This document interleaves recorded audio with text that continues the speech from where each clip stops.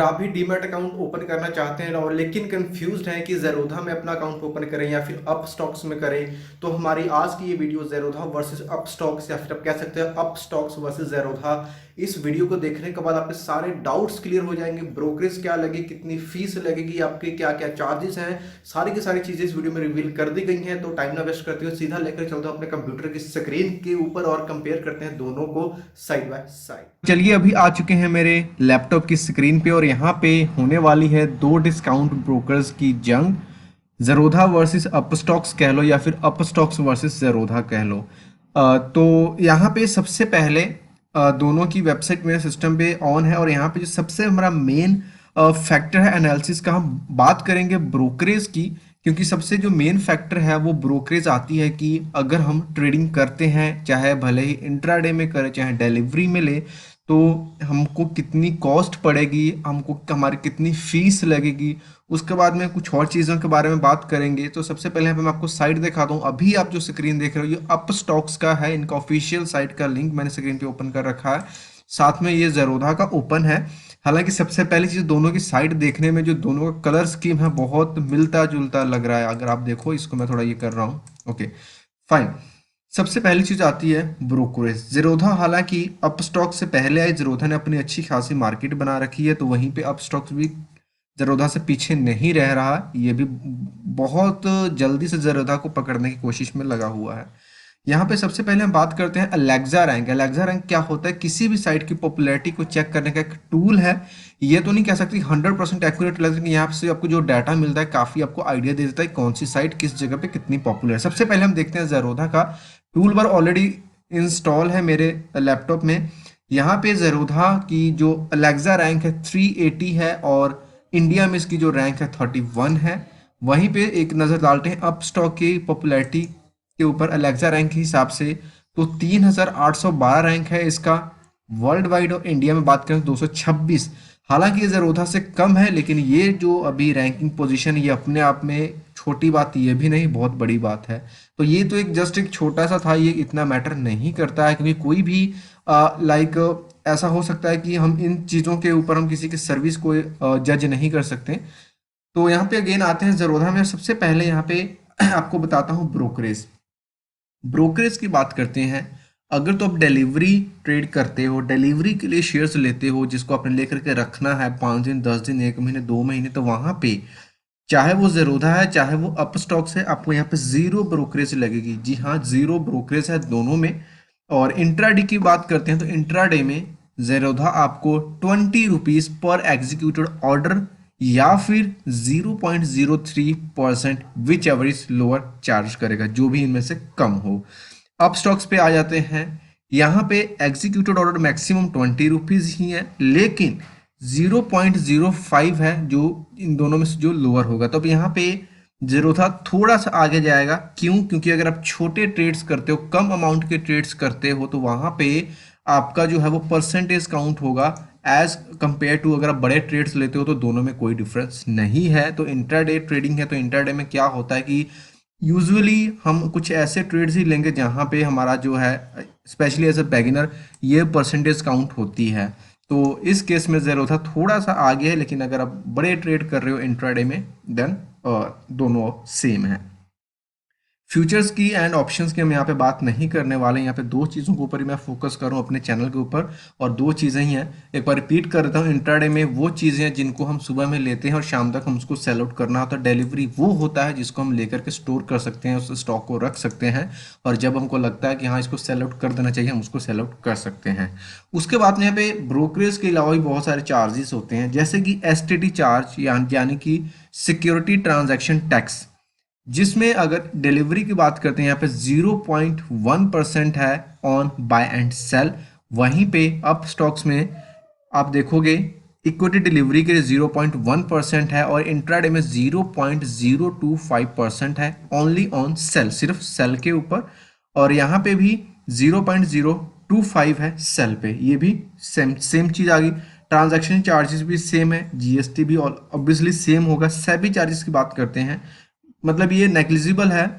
1 CR की value पे आपको 10 रुपीज़ चार्ज पड़ेगा ज़ेरोधा में, वहीं पे अपस्टॉक्स में आपको पड़ने वाला है 15 रुपीज़ तो भाई जो इन करोड्स की बात करने वाला है उसके लिए 5 रुपए, तो मेरे हिसाब से इसकी बात करना भी बेवकूफ़ी होगी। Okay, done.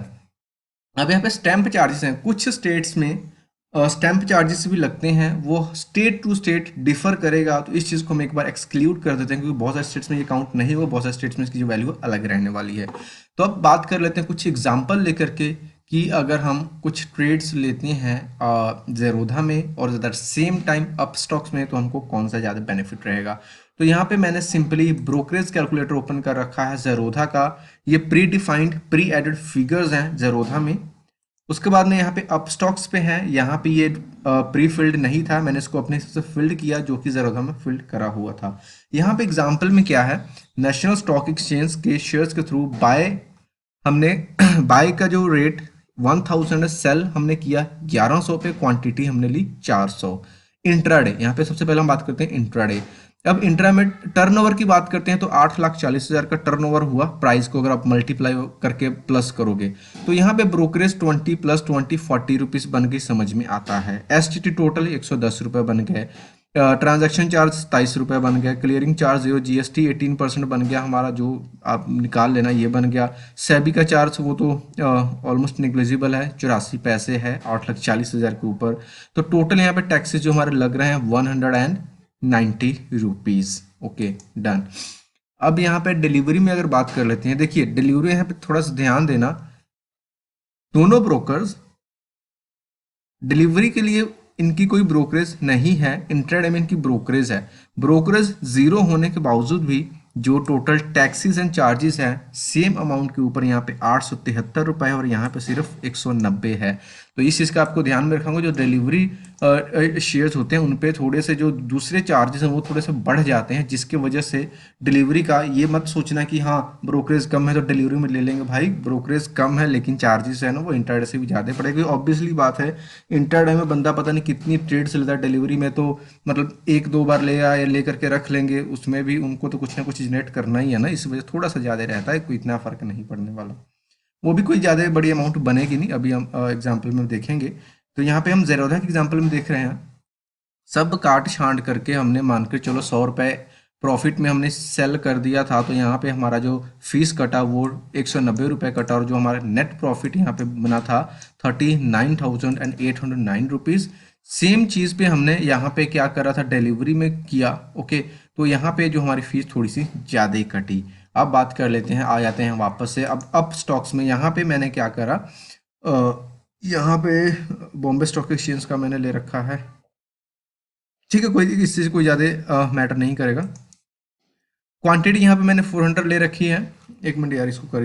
तो यहाँ पे भी जो हमारी अमाउंट बन रही है बड़ी अमाउंट बन रही है यार, दोनों को कंपेयर करने के बाद पूरा मैं काउंट नहीं करवाऊंगा आपको क्योंकि ऑटोमेटिकली कैलकुलेशन ये गलत नहीं होता है। तो यहाँ पे फाइनल में जो हमारे टैक्सेस मिल रहे हैं इंट्राडे के लिए 190 रुपये 67 पैसा, वहीं पे ज़ेरोधा में 190 रुपीज़ एंड 25 पैसा, ऑलमोस्ट सेम है दोनों का।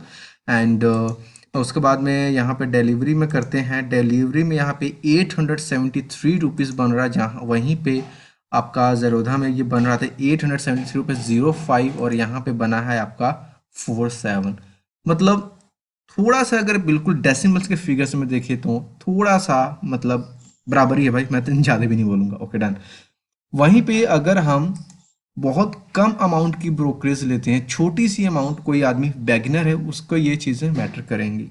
अब बात कर लेते हैं कि important factor account opening charges की। और हाँ, अगर आप दोनों में से बेस्ट जानना चाहते हो कमेंट करके पूछ सकते हो, हालांकि दोनों बेटर है, लेकिन मैं अपने हिसाब से जो भी मेरे को लगेगा, ज़ेरोधा को मैं पर्सनली यूज़ करता हूँ, अकाउंट है मेरा, तो जो भी टाइम के हिसाब से रहेगा उसको मैं डिस्क्रिप्शन में अपडेट करते रहूँगा। आप डिस्क्रिप्शन चेक कर लेना, अगर आपको अकाउंट क्रिएट करना होगा तो आप वहाँ से जो रेकमेंडेड होगा वहाँ से कर सकते हो। तो यहाँ पे अब अकाउंट ओपनिंग की बात करते हो। ज़ेरोधा में अगर आप ऑनलाइन अकाउंट ओपन करते हो और आपको सिर्फ trades equity future and option currency में करना तो आपकी फीस है 200। अगर आप साथ में कमोडिटी का लेते हो तो आपको पड़ेगा 300। साथ में कुछ और चार्जेस भी पड़ सकती हैं क्यों। और यहाँ पे अगर बात करता हूँ अपस्टॉक्स में, तो यहाँ पे दो मेरे को हेल्प सेंटर के आर्टिकल्स मिले हैं, जहाँ पे एक में तो बोला गया है कि अकाउंट ओपनिंग फ्री है, बट 25 रुपीज़ पर मंथ आपसे ये चार्ज करेंगे, जो कि एनुअल मेंटेनेंस 300 प्लस जीएसटी आपका अलग से बनेगा। और ज़ेरोधा में भी जो मंथली मेंटेनेंस है 300 तो है ही है, यहाँ पे मैंशन है। वीडियो अच्छी लगी तो लाइक करें, कमेंट करें, चैनल को सब्सक्राइब करें। थैंक्स फॉर वॉचिंग वीडियो, मिलते हैं तब तक के लिए, बाय बाय।